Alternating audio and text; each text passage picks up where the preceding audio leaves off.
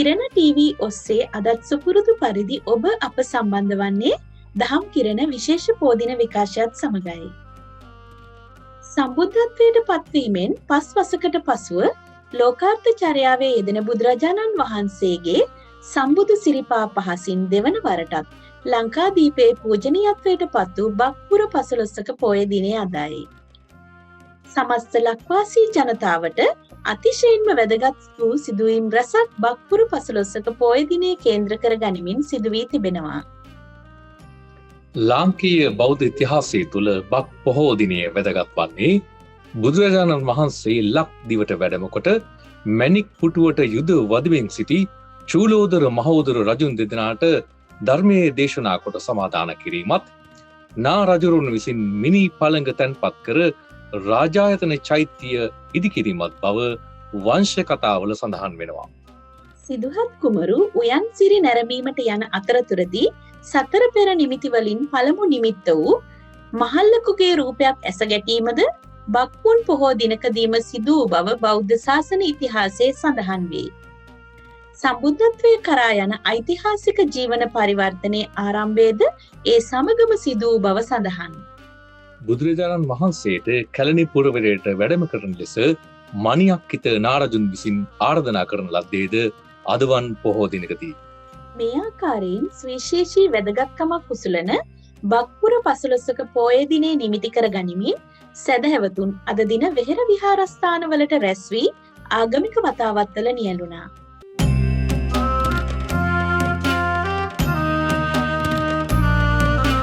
පොහෝ දිනයක් අර්ථාන්විතව ගත කරන ආකාරය මෙන්ම පෝය දිනේ කේන්ද්‍ර කර ගනිමින් ශාසනික හා ඓතිහාසික වශයෙන් සිදු වී ඇති ඉතා වටිනා කරුණු ඇසුරින් කෙටි ධර්ම දේශනාවක් ඔස්සේ සුපුරුදු පරිදි අපත් සමග සම්බන්ධ වන්නේ ලන්ඩන් බෞද්ධ විහාරයේ නායක ප්‍රධාන පූජ්‍ය බෝගොඩ සීලවිමල ස්වාමීන් වහන්සේ.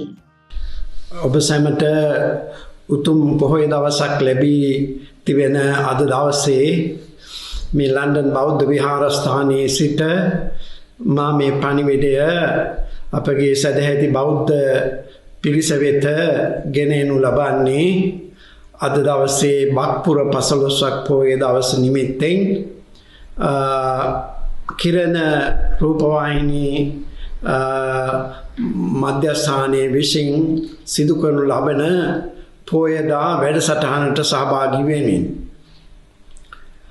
අද දවස බක්පුර 15ක් පෝය දවස දෙවිනි වතාවට බුදුරජාණන් වහන්සේ ලංකාවට වැඩම කළ දවස හැටියට බෞද්ධයන් ඊටාම උනන්දුවෙන් යුක්තව සීලාදී ගුණ ධර්ම වල පිහිටලා බුදුරජාණන් වහන්සේගේ ලංකා ගමනය ශ්‍රීපත් කරනවා. ඒ අවස්ථාවේදී නාගදීපේ චූලෝදර සහ මහෝදර යන සහෝදරයන් දෙපළ අතර මැණික් පුටුවකට සිදු වුණා වූ ඒ යුද්ධය සමතය කිරීමට බුදුරජාණන් වහන්සේ වැඩම කොට ඒ මැණික් පළඟෙහි මැණික් පුටුවෙහි වාඩි වී උන්වහන්සේ ධර්මදේශනා කරකොට මේ සහෝදරයන් අතර ඇති වූ ඒ යුද්ධය සමතයකට පත් කර බව අපි අහලා තිබෙනවා. මේ අනුව බුදුරජාණන් වහන්සේ මිනිසුන් අතර ඇති වූ යුද ගැටුම් වලට මැදිහත් වූ අවස්ථා කීපයක් ගැන බුදුරජාණන් වහන්සේගේ චරිතයෙහි සඳහන් වෙනවා. වරක් බුදුරජාණන් වහන්සේ ශාක්‍යයන් සහ කෝලියන් අතර රෝහිණී ගංගාවේ වතුර බෙදා ගැනීමට ඇති වූ යුද්ධය සමතයකට පත් කිරීමට උන්වහන්සේ වැඩම කොට ඒ යුද්ධය සමතයකට පත් කළ බව ඉතාම ශ්‍රේෂ්ඨ සිද්ධියක් හැටියට බුදුරජාණන් වහන්සේගේ චරිත කතාවේ සඳහන් වෙනවා. මෙන්න මේ අනුව බුදුරජාණන් වහන්සේගේ ධර්ම දේශනාවන් පවත්වා ගැනීම පැවැත්වීමේදී ලෝක වාසීන් අතර ඇති වුණා වූ නොයෙක් විදිහේ සිද්ධීන් මුල් කරගෙන ඒ ධර්ම දේශනාවන් පවත්වලා ලෝක සත්වයාට අනුකම්පාවෙන් කටයුතු කළ බව ඔබ අහලා තිබෙනවා. පොය දවස බෞද්ධයන්ට උතුම් දවසක්. ආගමික කටයුතු වල යෙදිලා තමන්ගේ ජීවිතයේ ඊටාම උතුම් අධ්‍යාත්මික පෝෂණය පිළිබඳ අධ්‍යාත්මික දියුණුව පිළිබඳ සිතන දවසක් හැටියට පොහොය දවස සඳහන් කරන්න පුළුවන්. අපේ බෞද්ධයන් උපෝසත සීලය සමාදන් වෙලා එහෙම නැත්නම් පෙහෙවස් සමාදන් වෙලා පොහොය දවස විහාරස්ථානවල ගත කරනවා. නමුත් මේ කාල පරිච්ඡේදය තුල පවතිනා වූ මේ වාතාවරණය නිසා එවැනි අවස්ථාවකට සහභාගී වීමට අපහසු වුණත් අප තමන්ගේ නිවසවල ඉඳලා මේ පොය දිනය සිහිපත් කරලා ආගමික කටයුතු වල යෙදීමේ පහසුකම් අපට ලැබිලා තියෙනවා විද්‍යුත් සංනිවේදන මාර්ග. ඒ නිසා ආගමික දවසක් හැටියට මේ පොහොය දවස ගතකොට බුදුරජාණන් වහන්සේ අපට දුන්නා වූ වැදගත් උතුම් වූ සද්ධර්ම දායාදය අප නැවත නැවත ශ්‍රවණය කරලා අපගේ සසර ගමනට ප්‍රයෝජනවත් දවසක් හැටියට බක්පුර 15ක් පොහොය දවස ගත කරන හැටියට ධර්ම ශ්‍රවණය කරන හැටියට වත්පිළිවෙත් වල යෙදෙන හැටියට ඔබ සෑම දෙනාට සාදරයෙන් මතක් කරමින් ඔබ සෑම දෙනාටම ත්‍රිවිධ රත්නයේ ආශිර්වාදය ලැබේවායි කියලා ප්‍රාර්ථනා කරලා මගේ මේ කෙටි අනුශාසනාව අවසන් කරනවා. තෙරුවන් සරණයි.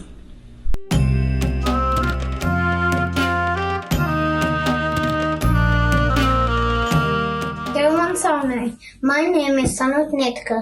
I am from London Buddhist Vihara Dhamma School. Today I am going to talk about the Buddhist flag. 136 years ago, on 14th February 1885, the Buddhist flag was originally designed and introduced by the Colombo Committee in Sri Lanka. The committee was conducted by Venerable Hikkaduwe Sri Sumangala Thero as a chairman. It is a symbol of faith and peace. The Buddhist flag used throughout the world to represent the Buddhist faith. The 6 colors of the flag represent the spiritualism that originates from the Lord Buddha's body when he attained enlightenment. The horizontal stripes represent the races of the world living in harmony. The vertical stripes represent the eternal world peace. All the colors symbolize the perfection of Buddhahood and the Dhamma. The blue color that radiated from the Buddha's hair symbolizes the spirit of universal compassion. The yellow color that radiated from the Buddha's skin symbolizes the middle way, which avoids all extremes and brings balance. The red color that radiated from the Buddha's muscles symbolizes the blessing that the practice of the Buddha's teachings. The white color that radiated from the Buddha's bones and teeth symbolizes the purity of the Buddha's teaching. The orange color that radiated from the Buddha's palms, heels and lips symbolize the unshakable wisdom of the Buddha's teachings. Buddha Saranai. Terawan Saranai. It is the Buck full moon, Poya Day. Today, we mark the importance of Gautam Buddha's second visit to Sri Lanka, 5 years post-enlightenment. Our Gautam Buddha envisaged his visit to Nagadeepa on a day just like this. With utmost compassion to quell a rebellion and prevent destruction which seemed inevitable if not for his presence. As a horrendous disaster was to take place due to the Nagas of Nagadeepa who were divided, claiming a chemchon inherited from their ancestors. Wealth destroys the fool, and not them who seek the goal. Through craving for wealth, the fool harms not only himself, but the others. The Buddha's wise words subjugated the Nagas, and the correct path was shown to them. Hatred is never appeased by hatred. It is appeased by non-hatred. The quarrels derived through ignorance do not result in anything but also perishes the ones involved. These were the wise words of the enlightened one on a day just like this, long years ago. What Gautam Buddha taught us, I feel, is not merely to be preserved in books or granthas, and I feel the teachings are more suited to be put into practice in our day-to-day lives. Despite for many, they have become mere historical and literacy viewpoints. For without practice, nobody, I feel, could experience and appreciate the truth in what our Buddha preached to us of. The Dhamma is to be studied and more to be practiced, and most of all, to be realized. Non-aggression, compassion, tolerance, and efficacy are some of the virtues I like to grow up with. When I'm treated with kindness, I feel safe. I feel happy. So I know it's the same way I should treat my friend. Not only him, even the one next to him. Not only him, everyone around. I am the result of who I was, and I will be the result of who I am. And that I understood after a discussion with the Swamin Mahanse I met in the temple. Let us do good and be good. Because a Buddhist is not a citizen of just one country, but a citizen of the universe. Finally, to leave you with a note I am constantly reminded of at my Dhamma school. The Dhamma is not something apart from oneself, but something that we all are closely associated with. May all living beings ever be calm, unruffled, and peaceful. Teruvan Saranai.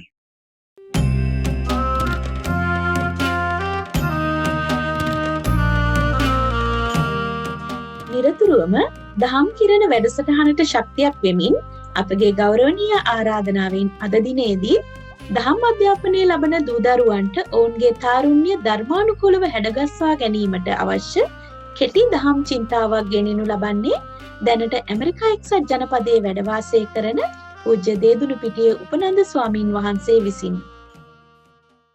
Hello everyone. It's with tremendous pleasure that I see you once again today, the Bak full moon Poya Day.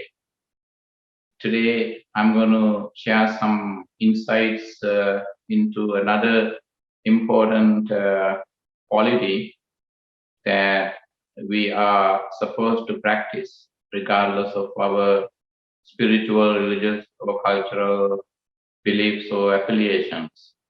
That is to say, empathy. Empathy is a very rare quality.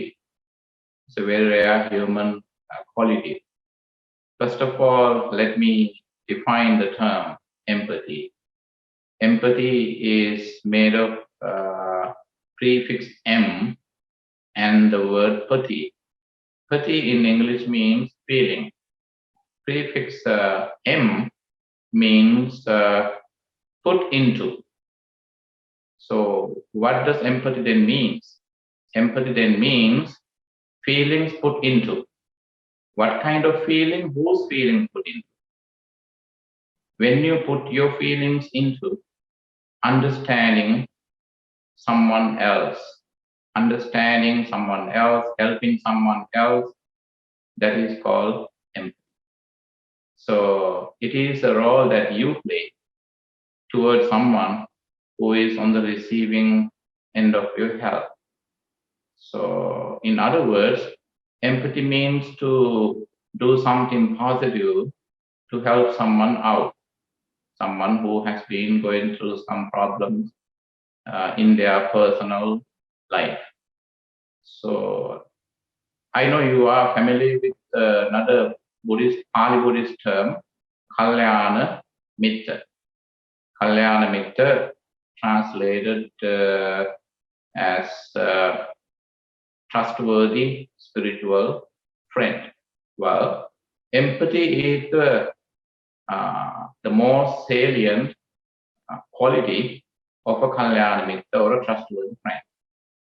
Now, we are living in a world where empathy has almost disappeared from our character, from our personality. Day by day, people become more and more selfish. Empathy is one big universal human quality that we need to practice in our day-to-day life. Buddha has highly recommended that we practice empathy. If you want one single quality, spiritual quality that you feel like practicing and nothing else, it is none other than empathy.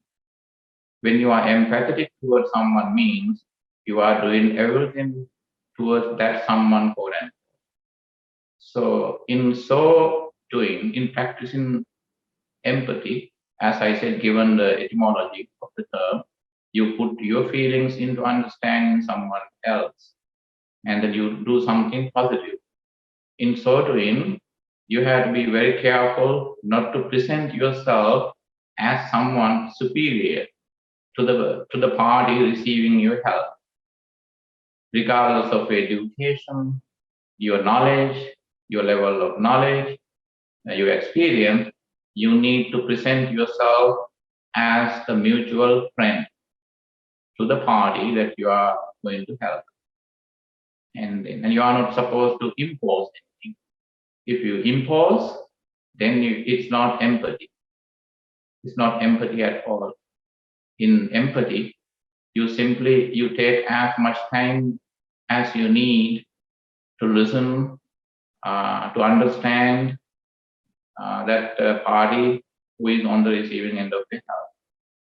And then Buddha has, from among well-known personalities of empathy, Buddha is one of those first and foremost ones in the world. So you know the history, the story of Putigatta Tissa, a monk who was terminally ill, and at the time when nobody else was offering care to him, Buddha volunteered to minister to that terminally ill monk, Putigatta Tissa, and he was terminally ill, and Buddha knew that he would never recover again, and Buddha went to him with Venerable Ananda, his personal attendant monk, and he asked to boil water, prepare hot water, and then so that he gave him a bath, and then he cleaned his body, wrapped his body in new robes, and then touched his head, and so that Buddha's kind words healed the terminally ill Venerable Putigatta Tissa's emotions right away. At that point, did Buddha think about his position? No. When it comes to practice empathy, we must not think of our position. There shouldn't be a situation in which you believe that whosoever on the receiving end of your help must listen to you. There's no such thing. If you do that, it's the total opposite of empathy, and that is imposing. And in empathy, you don't boast about your ability as a counselor or someone, and you always dedicate all your time to listening. So in practicing empathy, the first thing is you prepare yourself to present as a mutual friend. That is step number one, prior to putting your empathy into practice. Step number two is that you listen to the party as long as possible. However long you are supposed to listen to that party, you should do that. And then that's the step number two. And the step number three is that you make sure that the party on the receiving end of your empathy has doesn't have anything else to say. And you can very easily notice when the party is taking a deep sigh of relief. When they take a deep breath, and at that point you will very easily understand that you have already helped the party get rid of some negative emotions. And step number four is then you categorize the kind of support that you can offer. If the person is going through financial hardships, probably the first thing that you could do is offer some food, or maybe some medicine, or maybe probably you are economically much more poor than the party on the receiving end of the help. But at that point, actually, you don't need any money to practice empathy. It's always kind words. Once again, those are the 4 steps. Step number 1, you prepare yourself to present yourself as a mutual friend. Step number 2 is that you listen to the party, however long it takes. And step number 3 is that you determine and you understand that you are able to figure out that the person doesn't have anything else to say, and then that particular someone has shared all their feelings with you. And step number 4, given the kind of situation they are in, and then you do something effective. In so doing, you have to make sure that you stick to the whole process of trust building. You need to build trust. And then the last thing that you would do is you may never ever disclose the personal information of that particular party on the receiving end with someone else. So that is the technique of using empathy. As I said at the beginning, day by day, empathy is going away from our humanity, and we need to get it back.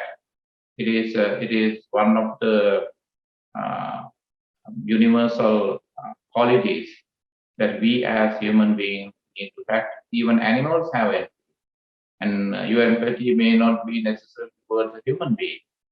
And there are animals and there are other beings who are on the receiving end of your empathy. And then be happy if you have at least an iota of empathy. Be happy that you can perform a miracle. And Buddha says that too. Buddha talks about different kinds of miracles. And Buddha said the true miracle is when you transform someone's life through your empathy rather than perform a psychic act. So empathy itself is a huge miracle. Thank you for listening to me.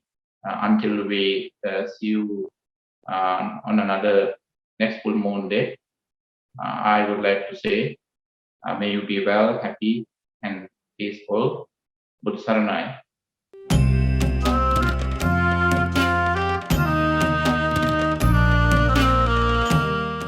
My name is Tenuka Buddha Singha, and I'm from Atura Dasana Dhamma School. Today I'm going to sing a Mangala Sutra Gatha. Bahudeva Manusacha Mangalani Achintayam Akankamana Sutanan Buhi Mangala Buttaman Asevana Chabalanam Panditanan Chasevana Puja Chapuja Jiyam Esam Mangala Buttaman Patirupadesava Sutra Pumbe Kata Punyata Attasama Panedicha Etam Mangala Buttaman Bahu Satchancha Sischancha Vedio Sususitiko Sabasiva Svacha Etam Mangala Buttaman. Thank you for listening. Teruvan Saranai.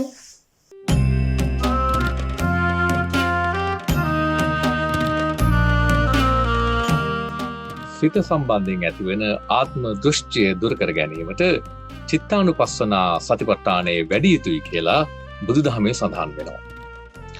London බෞද්ධ විහාරවාසී කළුගමේ කස්සප ස්වාමීන් වහන්සේ විසින් සතර සතිපට්ඨානයේ චිත්තානුපස්සනාව පිළිබඳව කෙරෙන කෙටි දහම් විග්‍රහයයි මේ.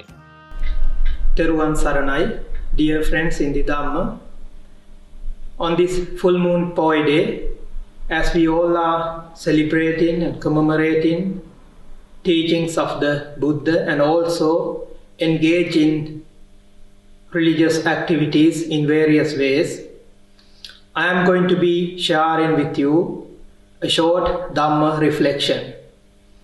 In a series of short Dhamma reflection that I have been sharing with all of you on full moon Poi days, I have been talking about the 4 foundations of mindfulness. In my last reflections, short Dhamma sermons, I have shared some reflections on the first 2 establishments of the mindfulness, the first 2 foundations of the mindfulness, which are explained by the Buddha in Satipatthana Sutta. Kayanupassana, contemplation on the body, and Vedananupassana, contemplation on feeling.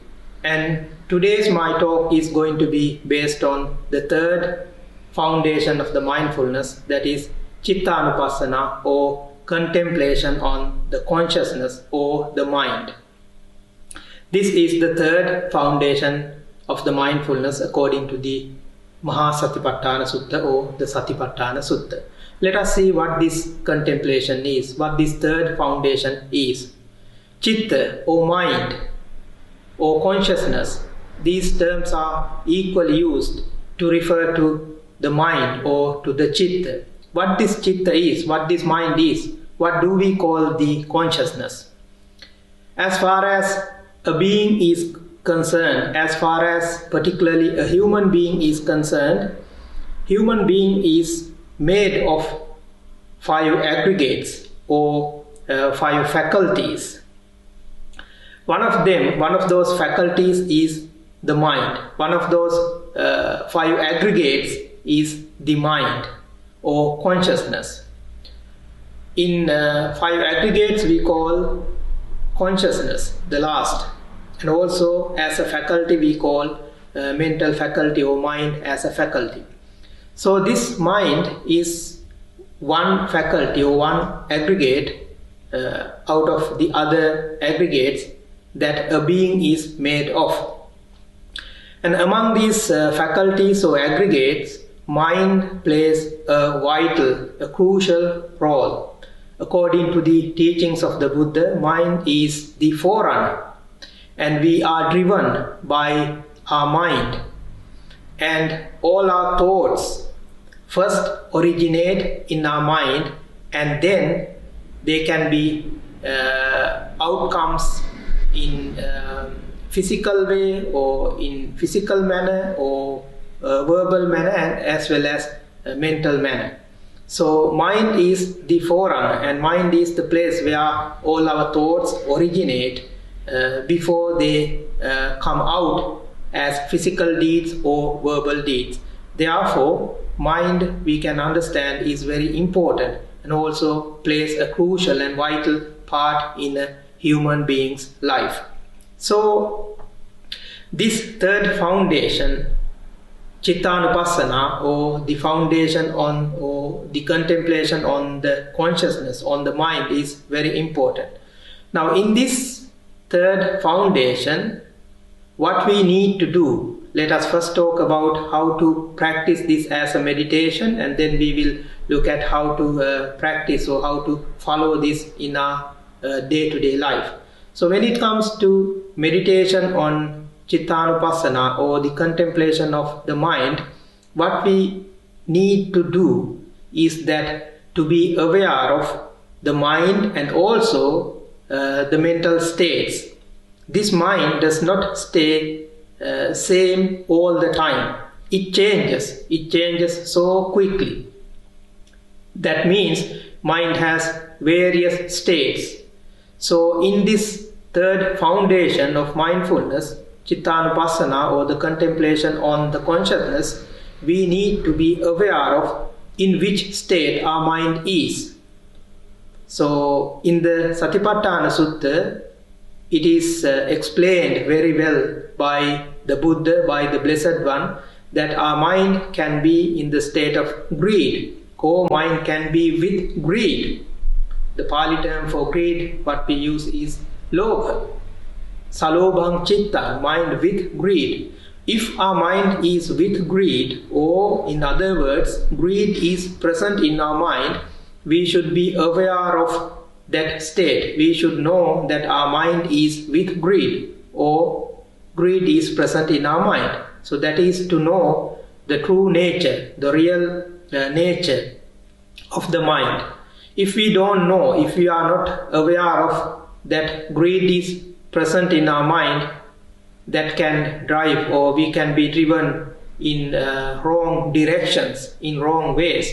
So it is very important to know in which state our mind is. Therefore, in this contemplation, we need to know when the mind is with greed, that our mind is with greed. And also, similarly, we need to know, we need to have the knowledge and awareness when the mind is without greed, without lobha. We should know that as well. We should know that our mind is free from greed at this particular moment. Our mind is without greed, or in other words, greed is not present in our mind. And similarly, when the mind is with hatred, dosa, or anger, we should know that our mind is with hatred or anger is present at this particular moment in my mind.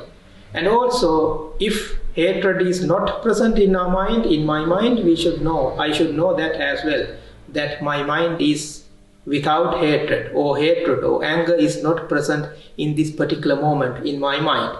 So similarly, we should know when delusion, moha, is present in our mind, whether delusion is not present in our mind. So similarly, other states of the mind also we need to know. Those are the laziness or sloth, we call it.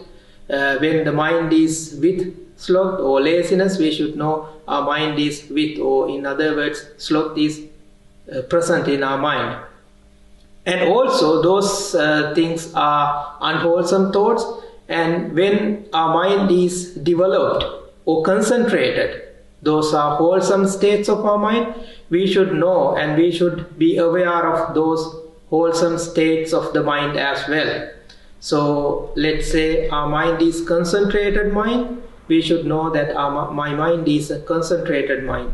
And if my mind is a developed mind, we should know that my mind, or I should know that my mind is a developed mind. And finally, we will come to the point of liberation. So at that point, we should know, or I should know, that my mind is a liberated mind. So this is very briefly what mindfulness of mind, or the foundation of the awareness of the mind is, very briefly. And this can be explained in detail. And when we practice the meditation on Chittanupassana, contemplation on the consciousness, we have to develop the awareness on our mind. Now this is when we practice meditation. Now let us see, without practicing meditation, or in other words, in our day-to-day life, how can we use this foundation on mind as a way to help our day-to-day life. Now, when we do other things, when we live our ordinary life, we need to be aware of our mind.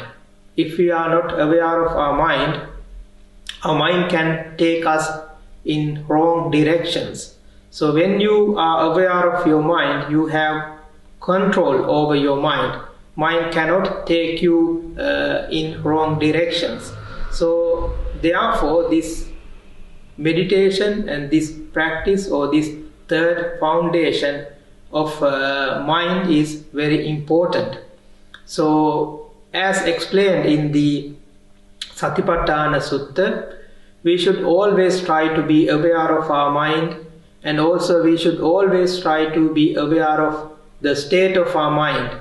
And this awareness on the mind helps us a lot to live our life and to take our life in the right direction. And not only that, when we do our physical and verbal deeds, when we are aware of our mind and its states, our physical deeds and mental verbal deeds can be corrected and also can make wholesome deeds. Therefore, be aware of your mind and develop the contemplation on consciousness and try to understand the true nature of the mind and its real states.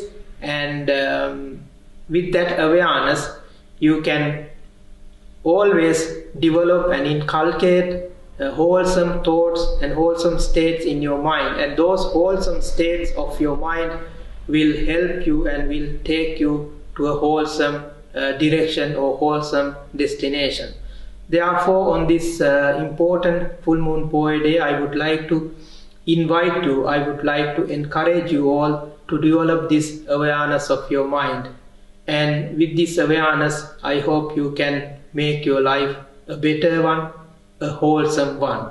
So with these short thoughts, I would like to wish you all, may you all be well, happy and peaceful. Teruwan Saranai.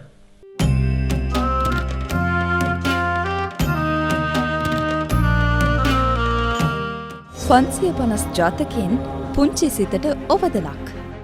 ආයුබෝවන් සුබ දවසක්. විදේශ රටවල් වල සිටින නංගිල මල්ලාට ලංකාවේ සිටින සියලුම නංගිල මල්ලාට සුබ දවසක් කියලා අද මම මේ කතාව පටන් ගන්නවා.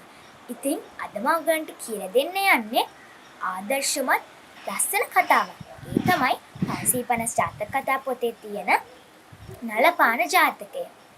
එකොමත් එක කාලෙක සුන්දර වනාන්තරයක් තිබුණා. මේ වනාන්තරේ ලස්සන ගල්සල්, විල් පොකුරු තිබුණා. මේ වනාන්තරේ හිටියා වඳුරු රංචුවක්. ඉතින් මේ වඳුරු රංචුවේ හිටියා බුද්ධිමත්, අනිත් අයට ගැන හොඳට හිතලා බලන, උපකාර කරන, දුරදිග බලා කටයුතු කරන නායකයෙක්. මෙයා හැමෝම ගැන හොඳට හිතලා බලනවා. ඉතින් මේ නායකයා එක දවසක් කිව්වා හැමෝටම එන්න කියලා. යාළුවනේ මගේ අහන්න නැතුව මේ වනාන්තරේ තියෙන කිසිම විලකට බහැලා වතුර බොන්න යන්න එපා කියලා.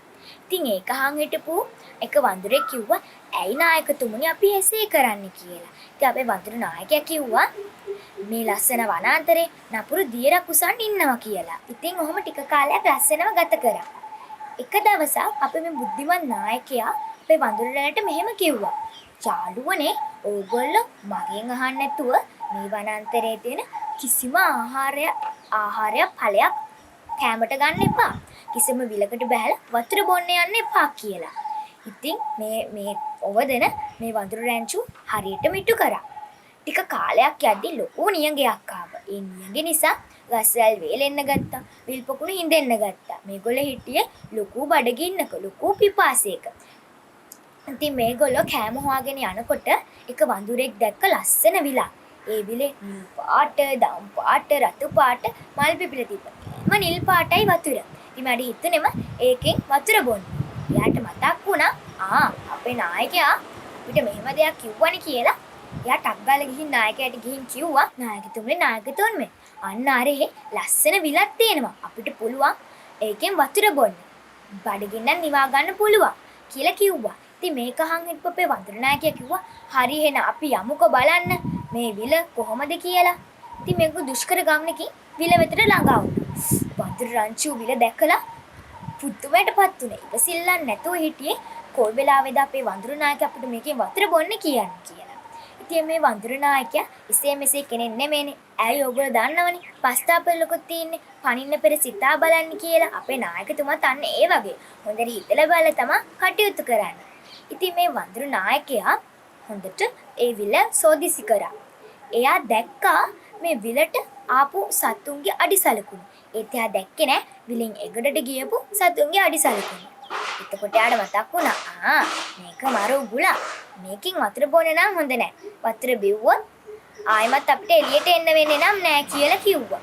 ඉතින් අපේ වඳුරු රංචුවට කිව්වා අනේ යාළුවනේ ඕගොල්ලෝ මේකට බහින්න නම් එපා. බැස්සොත් ආයෙමත් නම් එන්න වෙන්නේ නෑ. මේක උගුලක් කියලා.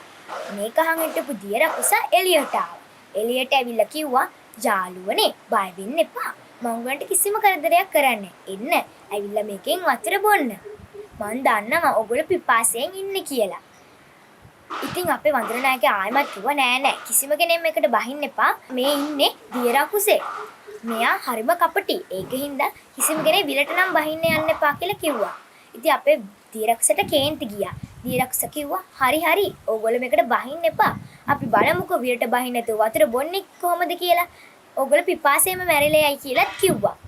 ඉතින් දැන් අපේ වඳුරන්චෝට ටිකක් කේන්ති ගියා. ඇයි මෙච්චර ලස්සන විලේ ඇයි අපිට වතුර බොන්න දෙන්නේ නැහනේ. ඉතින් වඳුරනායකයා හොඳට කල්පනා කරලා කිව්වා හරි මම පෙන්නන්න විලට බහින්න නැතුව කොහොමද වතුර බොන්නේ කියලා. ඉතින් මෙයා දැක්කා ඈත තිබ්බ උණ පඳුරක්. එයා ඒ උණ පඳුරේ එක උණ බටයක් කඩාගෙන ප්‍රාර්ථනාවක් කරා. මේ උණ බටේ තියෙන හැම පුරුකක්ම නැති වෙලා යන්න කියලා.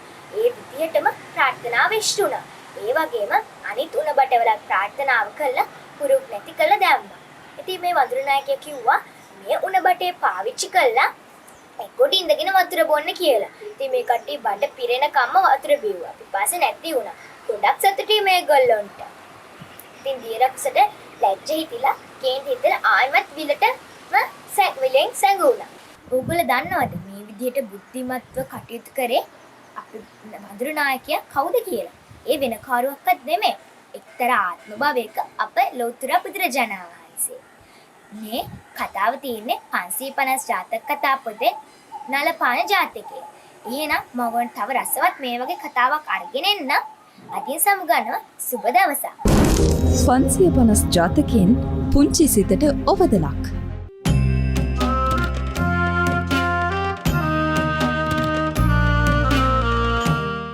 තිලෝ ගුරු සම්මා සම්බුදු පියාණන් වහන්සේගේ දෙවන ලංකා ගමනින් අති පාරිශුද්ධත්වයට පත් වූ නාගදීපය ශ්‍රී ලංකාවේ උතුරු පළාතේ පිහිටි බෞද්ධයින්ගේ උතුම්ම ස්ථානයයි. යාපනයේ නගරයෙන් කිලෝමීටර් 32ක් පමණ දුරින් පිහිටි නාගදීපය සම්පූර්ණයෙන්ම මුහුදින් වට වූ දූපතකි. මෙය බෞද්ධ, හින්දු, ඉස්ලාම් හා කතෝලික සිද්ධාස්ථානවලින් යුතු බෞද්ධයින්ගෙන් තොර දූපතකි. නාගදීප දූපත බුදුන් වැඩි අවධියේදී හඳුන්වා දී ඇත්තේ මණි නාග නමිනි. නාගදීප චෛත්‍ය 12 මහා පූජ්‍යස්ථාන අතුරින් එක් ස්ථානයකි. බුදුරජාණන් වහන්සේගේ පාදස්පර්ශයෙන් පිවිතුරු බවට පත් නාගදීපය පුරාණ කාලයේ මුළු යාපනයේ අර්ධද්වීපයටම විවහාර කරන ලද බව සලකනු ලැබේ.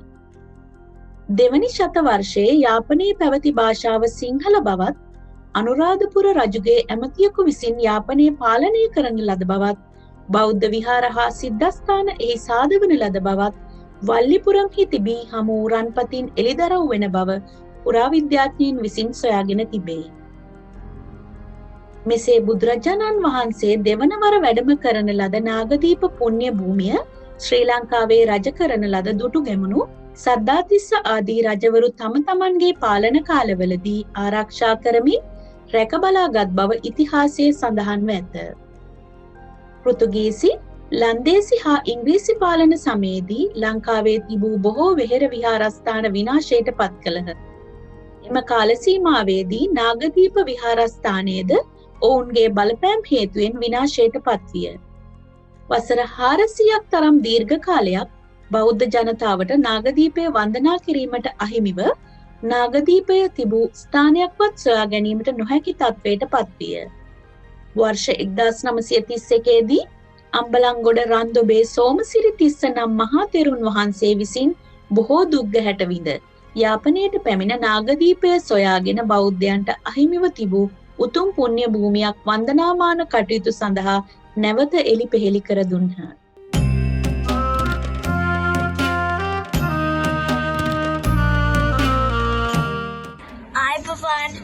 My name is Janya Rajakarna.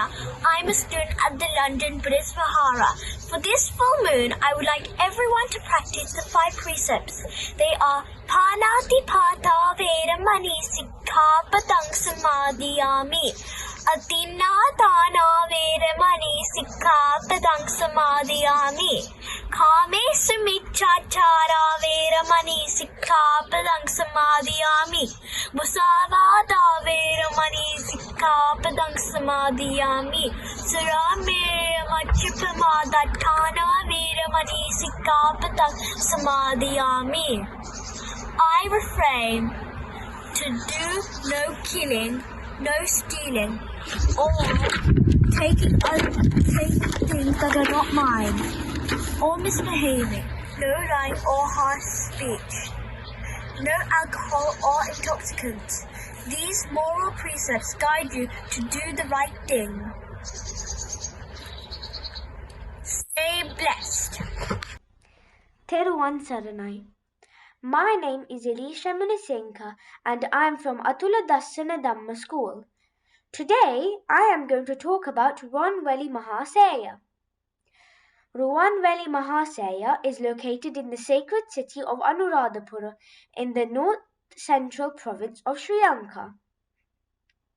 It was built by the great King Dutugamanu in 140 BC. Ruwanvelli Seya is known as Mahastupa, Ratnamali Dageba, Swannamali Chaitya, and Swannamali Mahacheti. It is a Bubulakara Chaitya. This means the shape of Ruwanvelli Mahaseya is hemispherical. Buddhists all over the world consider Ruwanvelli Mahaseya to be one of the most sacred places of worship, as 2 quarts or 1 drona of the Lord Buddha's relics are enshrined in there, which is the largest collection of his relics anywhere in the world. It is considered as the most powerful place on earth by Buddhists, the center which can harness the power of the universe. The stupa is one of the world's tallest ancient monuments, standing at 103 meters, 338 feet, and with a circumference of 290 meters, 951 feet. It is one of the Attamastana in Anuradhapura and one of the Solasmastana in Sri Lanka. The historical records state that when King Dutugamanu was looking for an area to build Mahaseya, he found this perfect place. However, he was not allowed to cut a majestic tree in the middle of this place, as there was a deity named Swannamali living up there.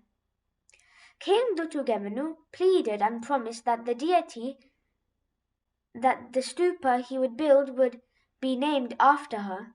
This is how the Mahaseya is thought to inherit the name Swannamali Chaitya. We worship Ruwanvelli Mahaseya with the following Gatha. Sayansu yasmin sugatassa dhatu nimmaya vansu jala buddha rupam swannamaliti patita namam vandamaham tupavarang mahakang. Teruvan Saranai.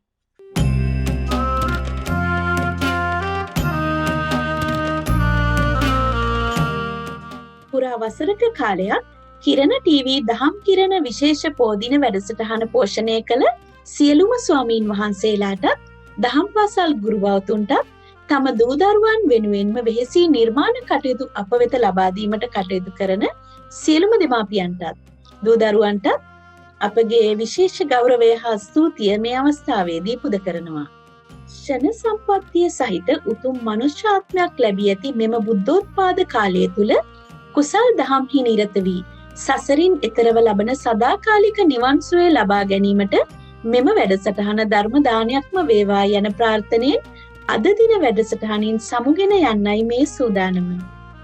සම්බුදු පියාණන් වහන්සේගේ දෙවෙනි ලංකා ගමනේ සිදු වූ පිම්බර බක් පොහෝ දිනේ අපගේ ප්‍රාර්ථනාව ගෞතම බුදු සසුනේම චතුරාර්ය සත්‍ය ධර්මය අවබෝධ කර ගැනීමේ වාසනාව උදා වේවා යන්නයි. තෙරුවන් සරණයි.